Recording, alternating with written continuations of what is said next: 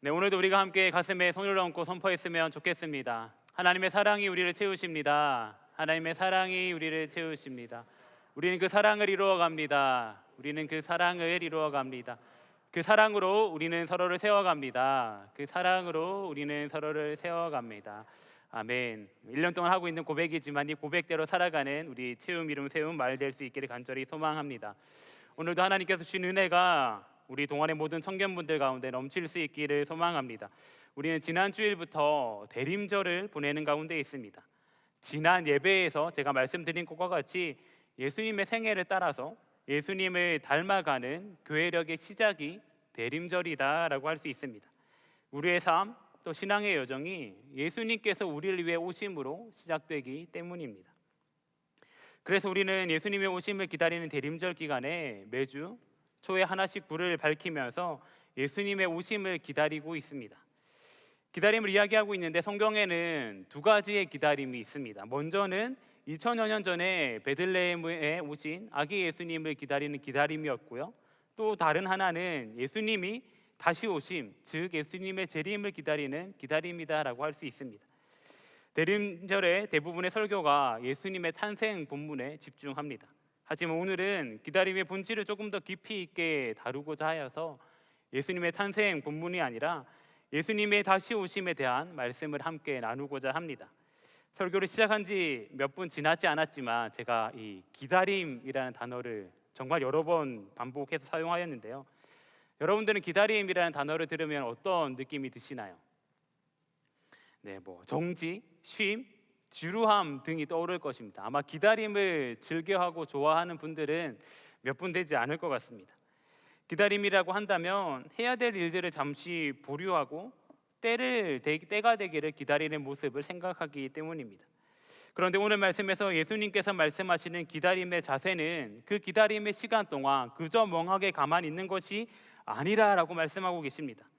왜냐하면 예수님의 재림은 예고 없이 오시기 때문에 우리의 삶이 언제나 준비되어 있어야 하고, 그렇기 때문에 진정한 기다림은 준비되어 있는 현재를 살아가는 것이다라고 말씀은 이야기하고 있습니다.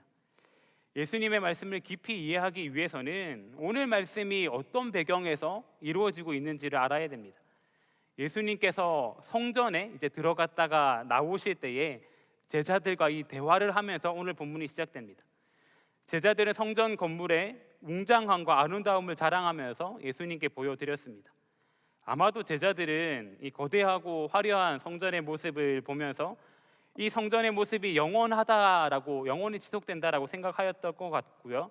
또 제자들이 기대했던 반응은 이 거대한 성전의 모습을 보면서 예수님께서 놀라시거나 아니면은 이후에 예수님께서 이 성전의 주인이 되셔가지고 자기들도 나중에 한 자리씩 차지하겠다라는 마음을 가지고 이렇게 성전의 웅장함을 예수님께 자랑했던 것 같습니다. 그런데 예수님께서 보여주셨던 반응은 제자들이 생각했던 것과는 전혀 다른 반응이었습니다. 24장 2절은 이렇게 기록하고 있습니다. 대답하여 이르시되 너희가 이 모든 것을 보지 못하느냐 내가 진실로 너희에게 이르노니 돌 하나도 돌 위에 남지 않고 다 무너뜨려지리라. 제자들이 성전의 모습을 자랑하고 있는데 예수님께서는 이 거대하고 웅장한 성전의 모습을 놀라시는 것이 아니라 이 성전이 곧 무너진다라고 말씀하고 계십니다. 예수님의 말씀을 들은 제자들이 충격을 받고 예수님께 다시 질문하게 됩니다. 제자들이 했던 질문은 총 두 가지였는데요. 3절 말씀이 이렇게 기록하고 있습니다. 예수께서 감람산 위에 앉으셨을 때에 제자들이 조용히 와서 이르되 우리에게 이르소서 어느 때에 이런 일이 있겠사오며 또 주의 임하심과 세상 끝에는 무슨 징조가 있사오리이까. 그러니까 제자들의 궁금증은 첫 번째는 어느 때에 이 일이 있느냐였고, 두 번째는 어떤 징조, 무슨 징조가 있냐라는 것이었습니다.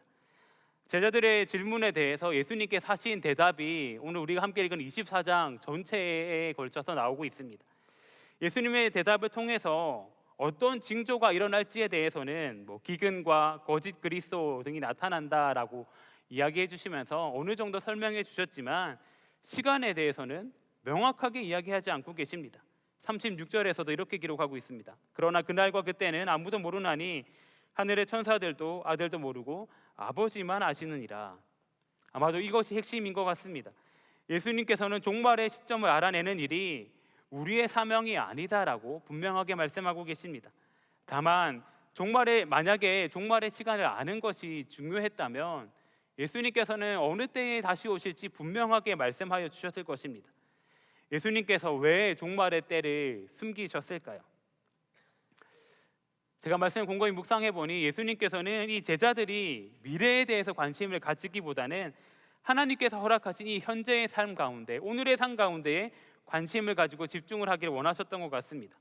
제자들에게 현재의 삶에서 어떠한 태도를 가져야 되는지 이야기하면서 준비된 현재를 살아갈 것을 말씀하고 계십니다. 예수님께서 제자들에게 하신 말씀은 오늘날 우리 삶에도 이어지는 말씀일 것입니다. 예수님의 재림은 우리 가운데 아직 오지 않았습니다. 그렇기 때문에 우리 또한 어떠한 자세로 예수님의 재림을 기다려야 되는지 알아야 됩니다. 이 자세는 재림일 뿐만 아니라 하나님께서 우리 가운데 약속하신 것들을 기다리는 삶에도 해당될 것입니다. 그렇다면 예수님께서 다시 오심을 기다리는 삶, 하나님께서 우리 가운데 하신 약속을 기다리는 삶의 자세는 어떤 것들이 있는지 구체적으로 나누길 소망합니다. 첫 번째로 참된 기다림은 미래가 아니라 오늘에 집중하는 것입니다. 우리 다 함께 마태복음 24장 42절 말씀을 한 목소리를 봉독하겠습니다. 시작. 그러므로 깨어있으라. 어느 날에 너희 주가 임할는지 너희가 알지 못함이니라. 아멘. 예수님께서는 언제 다시 오실지 모른다라고 말씀하십니다. 예수님께서 왜 알지 못한다라고 말씀하셨을까요? 언제 오실지 알 수 없으니 예상할 수 없게 함으로 우리를 불안에 떨게, 두려움에 떨게 하시려는 걸까요? 그것이 아니라 우리의 기다림의 무게 중심이 미래가 아니라 오늘 가운데 놓여져야 함을 이야기하고 있습니다. 다른 말로 이야기한다면 예수님의 재림이 언젠가 그 미래에 일어날 큰 사건이 아니라 지금도 내 삶에 영향을 미치는 사건임을 이야기하고 있는 것입니다. 많이들 하는 질문이고 아는 질문일 수 있는데요, 내일 지구가 멸망한다면 여러분들은 어떤 일들을 하시겠습니까? 이런 말이 있죠. 내일 지구가 멸망하더라도 오늘 한 그루의 사과나무를 심겠다라고 누군가가 이야기하기도 하였습니다. 우리에게는 17세기의 네덜란드의 철학자인 스피노자가 한 말로 잘 알려져 있지만 사실 이 문구는 스피노자보다 100년 이전의 사람이었던 종교개혁자 루터가 한 말로 추정됩니다. 루터가 어떤 의미에서 이 말을 했을지 곰곰이 생각해 보았습니다. 만일 내일 지구가 멸망하는 주님이 오신다는 큰 일이 있다 할지라도 하나님께서 우리 가운데 허락하신 오늘이라는 삶에서 최선을 다해야 한다라는 것입니다. 이것은 오늘 말씀을 통해서도 잘 드러나는데요, 42절 말씀을 제가 다시 한 번 더 봉독해 드리겠습니다. 그러므로 깨어 있으라. 어느 날에 너희 주가 임할는지 너희가 알지 못함이니라. 말씀 가운데 깨어 있으라라고 기록하고 있습니다. 여기서 사용된 헬라어 단어 그레고레테는 현재 명령형입니다. 현재 명령형으로서 계속해서 깨어 있는 상태를 유지하라는 명령입니다. 예수님께서 깨어 있으라라고 말씀하셨는데 한순간만 내가 컨디션이 좋을 때만 잠깐만 깨어 있는 것이 아니라 지속해서 깨어 있어야 됨을 이야기하고 있는 것입니다. 그리고 명령형이기 때문에 우리 삶에서 반드시 실천해야 하는 것입니다. 그렇다면 어떤 분들은 이런 질문을 할 수 있을 것 같습니다. 계속해서 깨어 있는 것이 쉽지 않고 우리 가운데에 이 미래를 알지 못하고 깨어 있는 다는 것이 불확실성을 주는데 어떻게 해야 될까요? 불확실성. 사실 청년의 때를 살아가다 보면, 아니죠, 우리가 인생을 살아가다 보면 우리가 가장 힘들어하는 것 중에 하나가 불확실성인 것 같습니다. 내가 취업이 언제 될지 모르겠고, 내가 결혼을 언제 할 수 있을지 모르겠고, 내 미래가 어떻게 될지 두려움에 떨기도 합니다. 그래서 끊임없이 미래에 대한 계획을 세우기도 하고 심지어는 점을 보러 다니기도 합니다. 교회 다니는 사람들이 무슨 점을 보냐 이야기하기도 하겠지만 목회 데이터 연구소라는 곳의 조사에 따르면 개신교 인구 3분의 1이 점을 본 적이 있다라고 응답했다라고 합니다. 3분의 1입니다. 얼마나 높은 수치인가요? 그리고 또 이 조사에 따르면 네이버 쇼핑에 점집이라고 치면은 검색어가 2,551개가 나온다라고 합니다. 그런데 이 조사가 2022년도 조사여가지고요, 제가 설교를 준비하면서 주중에 점집이라고 네이버에 쳐봤거든요. 그랬더니 1,789개가 나오더라고요. 무려 3년 사이에 4배나 증가했습니다. 얼마나 안타까운 현실입니까? 그런데 왜 점을 보는고 했더니 점을 본 적이 있다라고 대답했던 이 3분의 1의 그리스도인들 중에서 무려 56%나 되는 사람들이 그저 자신의 운세가 궁금하여서, 자신의 미래가 어떻게 될지 궁금하여서 점을 본다라고 얘기했다고 합니다. 이 놀라운 수치가 얘기해 주듯이 우리는 참 미래에 대한 불확실함으로 힘들어하기도 합니다. 그렇다면 앞서 말씀드렸다시피 주님께서도 언제 오시는지 알려주시면 참 좋을 텐데 예수님께서는 그렇게 하지 않으셨습니다. 여기에 대한 근본적인 원인이 무엇일까 고민해 보았습니다. 만약 우리가 주님이 언제 오시는지 알고 있다면, 만약에 2026년 1월 1일에 주님이 오신다라고 한다면 너무나 연약한 인간인 우리는 올해 12월 30일까지는 방탕하게 살다가 31일이 되어서야 회개하고 거룩하게 살기를 다짐할 것입니다. 그렇게 하나님께서는 예수님께서 우리 가운데 다시 오실 시간을 감추심을 통하여서 우리의 모든 시간을 거룩하게 살도록 하셨습니다. 주님이 언제 오실지 모르기 때문에 매일매일의 순간을 거룩하게 살아야 한다라는 것입니다. 이 사실을 우리는 분명하게 기억해야 됩니다. 이것들을 잘 기억하지 않는다면은 우리는 심각한 문제에 봉착하게 됩니다. 두 가지 문제점이 발생하게 되는데, 첫 번째는 이런 것입니다. 주님께서 그 언젠가 미래에 오신다라고 생각한다면 이런 생각을 할 수 있습니다. 아, 한참 뒤에 오실 거니까 내가 지금 회사에서 중요한 프로젝트가 하고 있으니까 이 프로젝트만 끝나면 말씀을 보겠다. 아니면은 내가 지금 연애를 하느라 바쁘니 결혼하면은 하나님 예배를 좀 더 열심히 드릴게요. 등등 언젠가는 얘기하면서 주님의 일을 하겠다라고 얘기할 것입니다. 그러나 이런 것은 바른 신앙의 태도가 아닙니다. 예수님께서는 너희가 그날을 모른다라고 말씀하셨습니다. 이 말인 즉슨 그날이 오늘이 될 수도 있다라는 것입니다. 그렇기 때문에 우리의 삶에서 당장에 오늘의 삶에서 거룩한 삶을 살기 위해서 최선을 다해야 할 것입니다. 또한 두 번째는 첫 번째와는 반대되는 삶이라고 할 수 있는데요. 주님이 곧 오신다라고 했으니 내 삶은 다 내팽개치고 신앙생활만 하겠다라고 할 수가 있습니다. 실제 예수님께서 부활승천하신 이후에 자신들의 삶을 버리고 교회에서만 생활하던 사람들이 있었습니다. 데살로니가 교회 성도들이 그러하였고요. 우리나라에서도 이런 사건이 있었습니다. 이장님이라는 사람은 다가올 미래라는 말을 줄인 다미성교회라는 것을 만들고 1992년 10월 28일에 휴고가 일어난다고 유언비어를 퍼뜨렸습니다. 그런데 이런 말도 안 되는 이야기에 속은 사람들이 수없이도 많이 있습니다. 그만큼 우리가 경계해야 한다라는 것입니다. 이들을 향하여서 하나님께서는 바울을 통하여 이렇게 말씀하시기도 하셨습니다. 우리가 너희와 함께 있을 때에도 너희에게 명하기를 누구든지 일하기 싫어하거든 먹지도 말게 하라 하였더니, 하나님께서 우리 가운데 맡기신 삶의 자리가 얼마나 중요한지를 보여주고 있습니다. 주님께서 내일, 아니 당장 오늘 온다 하시더라도 하나님께서 우리 가운데 맡기신 삶의 자리에 최선을 다하는 것이 필요하다라는 것입니다.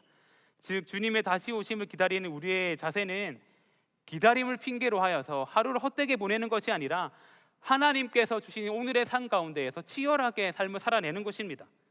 몇 년 전 워라벨이라는 말이 한창 유행하였습니다. 일과 삶의 균형을 맞추는 것 참 중요한 일입니다. 그러나 나의 삶의 자리가 하나님께서 맡기셨다라는 것을 안다면은 적당히 하는 삶은 결코 있어서는 안 될 것입니다. 우리의 신앙 역시도 마찬가지입니다. 적당한 예배, 적당한 기도, 적당한 찬양은 결코 있어서는 안 될 것입니다. 미래의 그 어느 때가 아닌 하나님께서 허락하신 오늘의 삶 가운데에서 최선을 다해서 하나님을 섬길 수 있어야 한다라는 것입니다. 주님 오심을 기다리는 우리의 바른 자세 두 번째는 참된 기다림은 마음가짐이 아니라 삶의 태도라는 것입니다. 앞서서 참된 기다림이 깨어있는 것이다 라고 하였는데요, 깨어있다라는 것이 구체적으로 어떤 모습인지에 대해서 이야기하고 있습니다. 우리 43절 말씀을 한 목소리로 함께 봉독하겠습니다. 시작. 너희도 아는 바니 만일 집 주인이 도둑이 어느 시각에 올 줄을 알았더라면 깨어있어 그 집을 뚫지 못하게 하였으리라. 아멘. 예수님께서 다시 오시는 재림의 사건을 도둑에 비유하여서 말씀하고 계십니다. 도둑이 어떤 특징이 있습니까? 예고 없이 오며 우리의 소중한 것을 빼앗기 위해 온다라는 것입니다. 그렇게 우리는 깨어 있을 필요가 있습니다. 오늘 말씀에서 깨어있다에 사용된 헬러 단어 에그레고레세는 단순하게 눈을 뜨고 깨어있는 것만을 이야기하는 것이 아니라 도둑이 뚫고 들어오지 못하게 하는 적극적인 자세를 포함하는 것입니다. 형제님들의 경우는 군대에서 경계 근무를 설 때를 생각하면 될 것 같습니다. 야간이나 새벽에 근무를 설 때에 그냥 일어서서 총을 들고 가만히 멍 때리고 있는 것이 아니지요. 혹시 어떤 일이 발생할지도 모르기 때문에 눈을 부릅뜨고 전방을 바라보기도 하고, 또 적이 언제 쳐들어올지 모르니 경계 근무를 설 때가 아니더라도 감시 장비라든지 철조망이라든지 여러 가지를 점검해야 합니다. 이러한 모든 행동을 가리키는 것이 깨어 있다라는 것입니다. 그런데 오늘 말씀 가운데에서 예수님께서도 도둑이 어느 시각에 올지 모르기 때문에 깨어 있어야 됨을 강조하며 말씀하고 계십니다. 즉 우리의 삶의 행동이 도둑을 대비할 수 있는 자세가 되어야 된다라는 것입니다. 오늘날 우리 삶과 연결하여 생각해 본다면 우리의 삶이 하나님 앞에서 철저하게 되어야 된다라는 것입니다. 이것은 단순히 내가 하나님, 내 마음이 하나님 앞에서 철저하게 마음먹었습니다라고 되는 것이 아니라 실제 우리의 삶을 통해서 나타나야 되는 것입니다. 우리가 마음으로 결단하는 것들은 너무나도 쉽게 잘합니다. 수련회에 참여하거나 예배를 드리거나 하면은 늘 결단합니다. 하나님, 내가 이제는 바르게 살겠습니다. 그러나 아무리 결단하더라 하더라도 그 결단대로 살아가는 것이 참 쉽지는 않습니다. 하나님의 사랑으로 이웃을 섬기기를 결단했다 하더라도 예배당 문을 열고 나가다가 옆에 있는 지체와도 다툼이 생기기도 합니다. 청년의 때를 살아갈 때에 우리를 유혹하는 것들이 참 얼마나 많이 있습니까? 직장에서나 가정에나 있을 때에도 다양한 마음과 다양한 생각들이 우리의 삶을 침범하기도 합니다. 남들과 비교하는 모습이나 세속적인 가치관들이 우리 마음 깊은 곳까지 침투하여서 죄악이 우리의 삶을 다스리려고 하기도 합니다.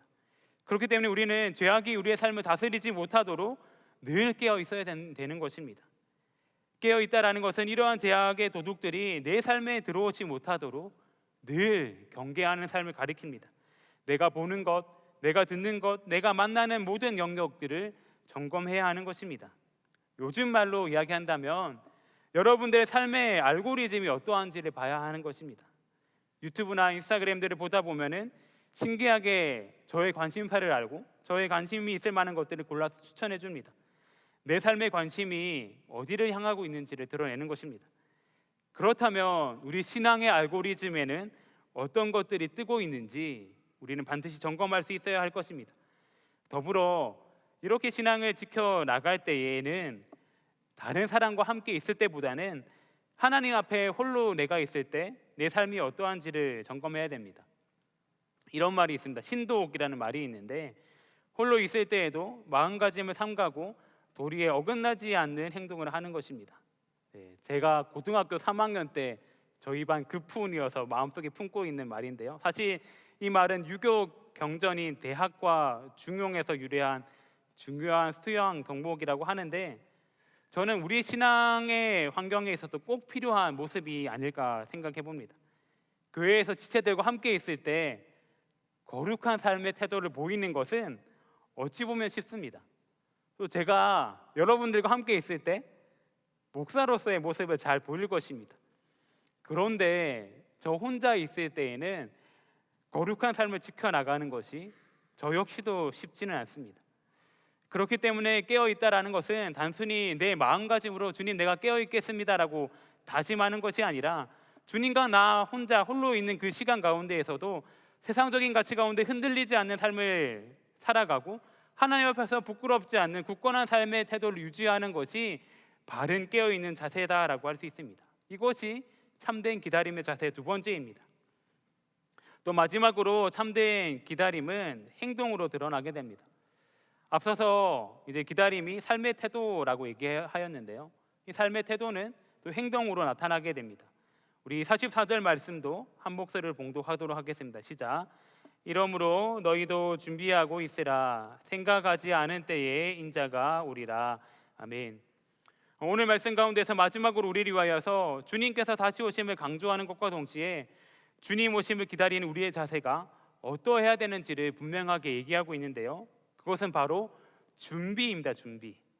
주님 오심을 기다리는 우리의 자세가 아무것도 하지 않고 가만히 있는 것이 아니라 준비해야 된다라는 것이지요. 준비라는 단어를 제가 이제 네이버 국어 사전에 찾아보니 미리 마련하여 갖춤이라고 나왔습니다. 예수님께서 언제 오실지 우리는 알지 못하지만 예수님께서 우리를 위해 오실 때에 우리의 자세가 미리 마련되어 갖추어져 있어야 된다라는 것입니다. 미리 준비된 자세가 어떤 것이 있을까 고민해 보았는데 오늘 말씀 이어지는 말씀을 통해서 준비된 자세란 어떤 것인지에 대해서 알 수 있었습니다. 충성된 종을 이야기하면서 충성된 종의 모습 이렇게 기록하고 있는데요. 우리 말씀이 조금 길지만 마태복음 24장 45절에서 47절의 말씀을 메시지 성경을 함께 읽어보겠습니다. 시작. 주방을 책임질 자격을 갖춘 사람이 누구냐? 날마다 제때에 일꾼들에게 음식을 내는 주인이 믿을 만한 사람이다. 주인이 불시에 들이닥쳐도 늘 제 본분을 다하고 있는 사람이다. 내가 너희에게 말한다. 그런 사람은 하나님께 복받은 사람이다. 머자나 주인이 온 집안을 그 사람에게 맡길 것이다. 아멘. 음식을 내는 작은 일 하나라도 제때 하는 것, 주인이 언제 들이닥쳐도 제 본분을 다하고 있는 사람이 필요하다라는 것입니다. 이 자세가 우리의 자세가 되어야 된다라는 것입니다. 그런데 이게 말이 쉽지 행동으로 옮기기가 쉽지는 않습니다. 이어지는 말씀에서는 충성되지 않은 일꾼의 모습이 어떠한지에 대해서 기록하고 있는데 이렇게 기록되어 있습니다. 그러나 그 사람이 자기밖에 모른 채 주인이 나가자마자 제멋대로 하고 일꾼들을 학대하고 친구들을 데려다가 술판을 벌인다면 생각지도 못한 때에 주인이 나타나서 그를 엄벌에 처할 것이다. 그는 결국 위선자들과 함께 쓰레기 더미에 나앉아 바깥 추운 데에서 떨며 이를 덜덜거릴 것이다. 충성되지 못한 종의 모습을 너무나도 크게 기록되어 있어서 우리 가운데 와닿지 않을 수 있는데 우리 가운데에도 주인이 없이 행동할 때가 편한 경우들이 참 많이 있습니다. 조금 일상적인 얘기로 돌아와 본다면 학창 시절에 집에 홀로 남았을 때에 부모님께서 언제 오시는지를 종종 확인을 하죠. 부모님께서 안 계실 때 마음껏 게임을 하거나 TV를 보거나 할 수 있기 때문입니다. 그리고는 부모님께서 오시는 시간에 맞추어서 책상에 앉아 공부하는 척을 하는 모습들이 있습니다. 저만 그랬던 거 아니죠? 네, 반응들이 너무 없는 것 같은데 또 직장에서도 상급자가 없으면은 편하다라고 얘기하기도 합니다. 그런데 그 어떠한 상황 가운데에서도 하나님께서 보시든 보시지 않던 또 주변 사람들이 보든지 보지 않던지 하나님께서 내게 맡기신 삶의 본분을 잘 감당하는 것이 필요하다라는 것입니다. 직장인들은 직장 가운데에서 혹여 학업을 하고 계신 분들은 학업의 현장 가운데에서 또 자영업을 하시는 분들은 자영업의 현장 가운데에서 모든 것이 하나님께서 맡기신 본분임을 기억하면서 최선을 다하는 것입니다. 그런 의미에서 우리 교회의 사명인 삶의 현장을 하나님 나라로가 우리가 반드시 기억해야 할 말 같습니다. 실제로 우리 삶의 현장이 얼마나 중요한지를 나타내는 것입니다. 그렇기 때문에 여러분의 삶의 현장 가운데에서 어떤 삶을 살아가야 될지 고민하며 결단할 수 있기를 소망합니다. 우리는 지금 대림절을 보내는 가운데 있습니다. 강단 앞에는 트리도 놓여 있고요. 교회 밖에 베들레헴 스트리트에는 트리가 아주 멋지게 꾸며져 있습니다. 어디를 가든지 성탄의 느낌이 물씬 풍겨나는 것 같습니다. 한 해가 잘 마무리되고 있기에 우리 가슴이 몽글몽글해지기도 합니다. 너무 좋지만 이 성탄절의 중요한 점은 이쁜 트리를 보고 가슴을 설레어하는 것이 아니라 오늘 말씀드린 것과 같이 예수님의 탄생을 기뻐하면서 다시 오실 주님을 기다리는 가운데 하나님께서 우리 가운데 허락하신 오늘의 삶을 거룩하게 살겠습니다. 오늘의 삶 가운데서 내가 하나님께서 맡기신 본분을 다 하겠습니다. 결단하는 것이 필요하다라는 것입니다. 우리의 삶을 드리고요, 경건의 모양을 하나님 앞에서 실천하겠다라는 결단이 반드시 선행되어야 됩니다. 우리가 한 해를 시작할 때에 말씀 묵상을 결단하고 기도 생활을 결단하고 하나님 앞에서 바르게 살겠다라고 수없이 결단하기도 합니다. 어떻게 26년이 오는 내년까지 기다리겠습니까? 대림절이 교회력의 시작이라니까요. 그리고 결정적으로 주님 오심을 기다리는 깨어있는 삶을 살아간다라고 하면서 어떻게 경건 생활을 뒤로 미루겠습니까? 어떻게 이웃을 사랑하는 것을 뒤로 미루겠습니까? 여러분들 삶의 구체적인 부분 가운데에서 예수님의 다시 오심을 기다리며 준비할 수 있기를 간절히 소망합니다. 이제 말씀을 맺고자 합니다. 사랑하는 동안의 청년 여러분, 오늘 우리는 말씀을 통하여서 기다림의 자세에 대해서 함께 나누었습니다. 첫 번째는 참된 기다림은 미래가 아니라 오늘을 바꾸는 힘이라는 것입니다. 그렇기 때문에 미래를 기다리는 것이 아닌 오늘의 삶을 하나님 앞에 올려드려야 되는 것입니다. 또한 두 번째로 참된 기다림은 마음가짐이 아니라 삶의 태도라는 것입니다. 우리 삶의 태도가 기다림을 향한 모습으로 나아가야 됩니다. 또한 세 번째로 참된 기다림은 우리의 행동을 통해서 드러납니다. 내게 맡겨진 일상 가운데에서 하나님께서 내게 맡기신 본분을 다하는 삶을 살아야 할 것입니다. 그렇다면 이제 질문해 보겠습니다.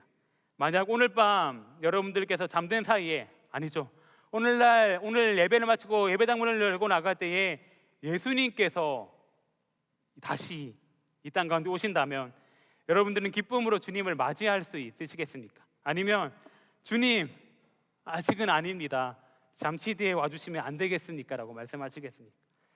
우리는 그날을 알지 못합니다. 그렇기 때문에 오늘이 우리에게 주어진 마지막 기회이자 최고의 기회입니다. 오늘의 삶을, 또 매일의 삶을 주님께 드리며 주님 다시 오심을 기다리는 삶을 살아가는 동안의 모든 청년들 될 수 있기를 간절히 소망합니다. 아멘. 함께 기도하겠습니다. 사랑의 하나님 아버지, 대림절의 시간을 통하여서 다시 오실 주님을 기억하게 할 수 있게 하시니 감사를 드립니다. 주님, 우리는 그동안 아직 시간이 많다라는 핑계로 주님을 위한 삶을 언젠가로 미루며 살았습니다. 오늘 밤 주님이 오신다 해도 부끄럽지 않도록 나태했던 우리의 영혼을 지금 이 시간 깨워 주시옵소서. 도둑처럼 임할 그날을 두려워하는 것이 아니라 오늘 하루를 가장 치열하고 성실하게 살아내며 준비할 수 있게 하여 주시옵소서. 우리의 직장과 모든 관계 속에서 작은 일에 충성하는 것이 곧 주님을 기다리시는 것임을 깨닫게 하여 주시옵소서. 마음뿐인 다짐이 아니라 구체적인 삶의 행동으로 주님을 맞이할 준비를 갖추게 하여 주시고 세상 유혹에 잠들지 않고 오직 깨어있는 주의 종으로 살아갈 수 있게 하여 주시옵소서. 반드시 우리 가운데 다시 오실 우리 주 예수 그리스도 이름으로 기도드리옵나이다. 아멘.